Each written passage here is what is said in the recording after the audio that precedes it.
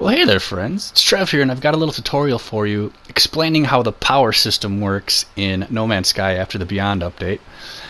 And pretty much there's a few things that supply power, you can store power, and there's a few different mechanics. So if we go into build mode real quick, let's cycle through all the new options. So if we go to power here, and then we go up, the first thing is biofuel reactor. Now I don't really recommend building this. This takes fuel to power, whereas the solar panels and the electromagnetic generator, they don't need fuel. You don't have to maintain them. You can just let them do their thing. So you can build the biofuel reactor. It produces a little bit of power, but it requires you to add a fuel source like carbon or oxygen. However, the solar panel is a good option. This is going to supply you power only during the daytime though. There's electrical wiring. This is how you wire all the different power sources together, which you can combine with switches. You can have on and off switches, proximity switches, buttons, lots of fun stuff. They added a little short-range teleporter if you want to teleport through your base quickly and easily. Batteries, what these do are store power. So let's say you have a solar panel, it generates power during the day. It stores up your battery, so when it's nighttime, there's still energy to provide, even though the solar panels aren't providing energy. And then we come to the electromagnetic generator. Now, if you're going to build a new base, I highly recommend finding a way to build this electromagnetic generator, which is going to require you to find an actual electromagnetic field, and we'll get to that in a little bit.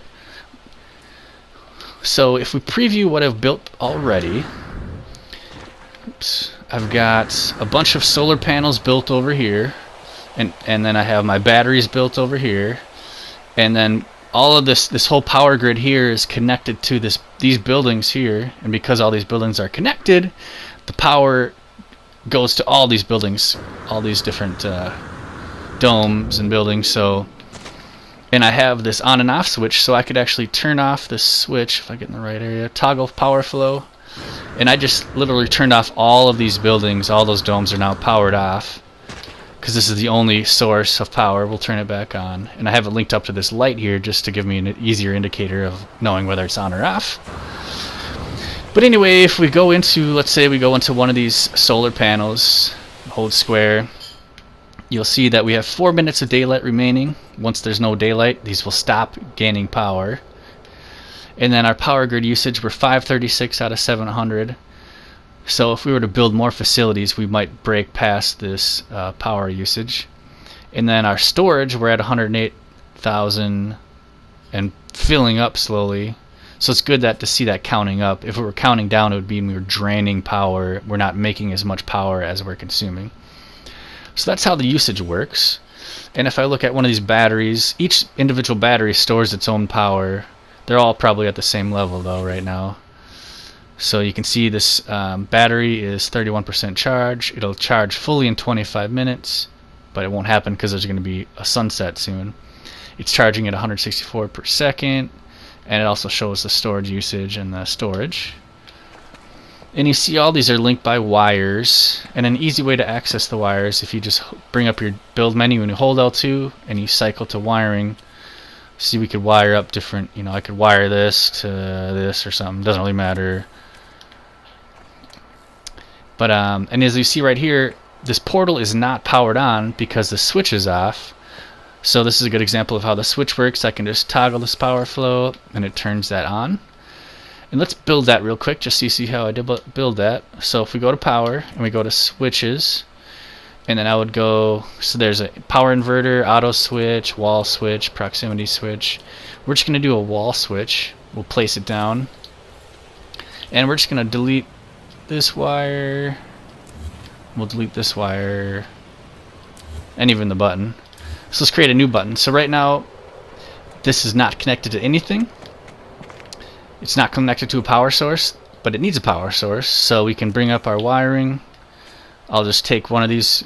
You can grab pretty much anything out of this power grid and any of them work. So I'll bring this, I'll connect it to this side of the switch, and then I'll do the same. I'll grab this wire and connect it to this side of the switch, and boom, it's powered on. And if I wanted to, I could power it off with the switch. Now it's off.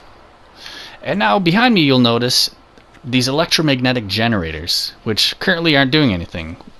Why, you ask? I mean, I could zoom in on it here. It's generating nothing. Low field strength. Well, that's because we need to place these electromagnetic generators in an electromagnetic field. So in order to do that, you would bring up your visor, and you'll have to upgrade your visor if you haven't done that yet. And if you upgraded your visor, you can toggle to survey mode to find hotspots. Right now, it's detecting a concentrated gas cloud hotspot. That's going to allow us to mine gas really well, but we don't want that. What we really want is a different type of signal, and it's going to be called an electromagnetic hotspot. So what we're going to do is explain to you what you need to do to first of all upgrade your visor to get that electromagnetic hotspot, and you're also going to have to unlock this power generator, and you do it pretty much in the same area. That's why I'm going to do it at the same time. So next thing we're going to get to is how to unlock this new visor upgrade. And once you've unlocked this new visor upgrade, it's going to allow you to find an electromagnetic hotspot, and once you find that hotspot, you're going to be able to tag it, and you're going to essentially build your base there once you find it, because you're going to be able to place these electromagnetic generators on that hotspot, and they're pretty much going to supply you with infinite energy. You're not going to even need these solar panels or these batteries.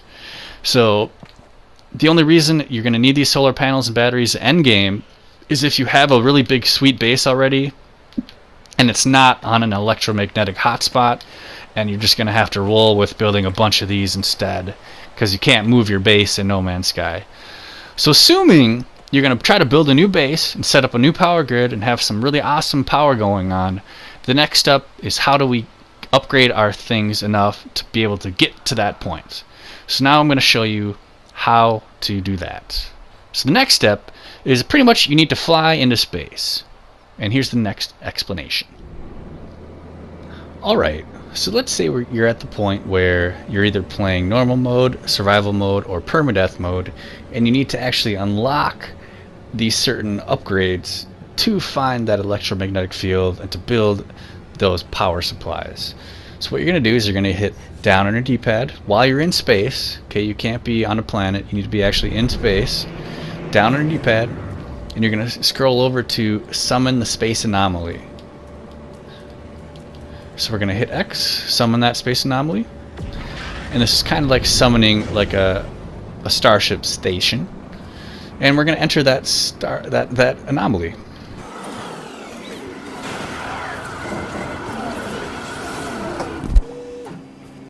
So here we are.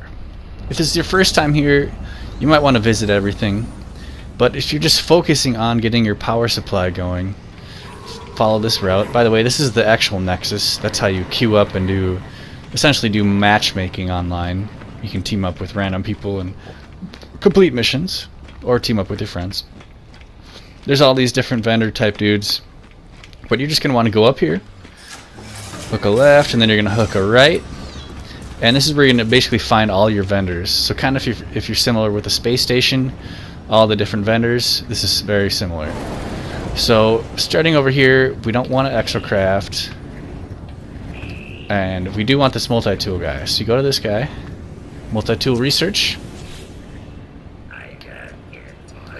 blah blah blah, research multi-tool upgrades, and what you want to buy is this right here, the survey device. I've actually already bought it, but this is right where it is. So it's going to cost you nanite clusters, but buy it. Definitely buy it. It should be like the first thing you buy in the new update. And also, I want you to go around. Don't need to talk to this guy, exosuit guy. You got to go right here, the construction research station. It's essentially like a blueprint analyzer, but it has different things that are not in your original blueprint analyzer at your base. So here's the different stuff you can unlock. But what I need you to go to is it technology? No. Transport modules, aquatic, decal, decorative. I need you to get to this right here, industrial modules. And you're going to unlock the biofuel reactor. You're going to unlock the solar panel, the battery, and also the electromagnetic generator. This is the stuff you need to build your own power supply. Alright, at this point you're looking for that electromagnetic hotspot. And with that hotspot, you're going to be able to build a new base with essentially infinite power. And this is what I highly recommend if you're building a new base and you want to have lots of stuff going on. So we're assuming you've already gone to the anomaly/nexus area and you've already purchased that survey device and installed it for your multi-tool, which you get from that multi-tool vendor using nanite clusters. And I'm also assuming that you've already unlocked your electromagnetic generator via that blueprint analyzer in the anomaly nexus area, which is in that same area that you're going to find that multi-tool vendor. Okay, so now you've done that, you've installed that device on your multi-tool, and now when you are on a planet, let's say you found a planet that you want to build your base on, you're going to hold L2, this is on PlayStation, and you're going to bring up your survey. But now if you see on the bottom of the screen there, we can activate survey mode. So if I cycle through, it brings up this thing here, and look at that on the left side of the screen, electromagnetic power hotspot. I've already actually scoped this area out. There's not always these hotspots. Sometimes you'll find a deep mineral deposit, sometimes you'll find a gas deposit, but just keep roaming around that planet until you find something that says this right here, electromagnetic power hotspot. And now what you do is we have to actually find the hotspot. And it looks like I'm about 30 meters away from it. So if you see hotspot proximity, I'm just going to try to start getting that down more. And also kind of following these indicators. So we're going to dip ahead a little. We're only 10 meters away from it. Oh, looks like we got to turn right a little bit. Alright, we're almost there. Oh, okay, so now we're analyzing. And now boom. We just found this hotspot. And it's going to show up when you pull up your scan here. See that little power symbol? So this area right here, this vicinity, is where you're going to want to be placing those electromagnetic generators. So if this would essentially be your base area now, if this is the hotspot you chose. So let's go ahead and try it. So let's throw up our... First we need to throw down a base computer. And by the way, I'm in creative mode right now just to demonstrate this, so I don't actually need to collect all the resources, but normally this would take 40 chromatic metal. So we're going to place the base, and I got to claim it real quick. Blah, blah, blah. Claim the base. Hurry up.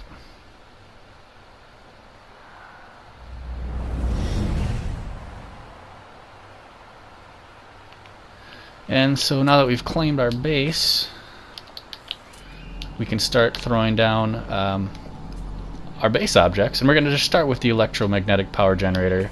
So our hotspot is right about here. You don't have to place it directly on the hotspot. You got some leeway of where you want to place the generator things, so don't feel like you have to place it right on top.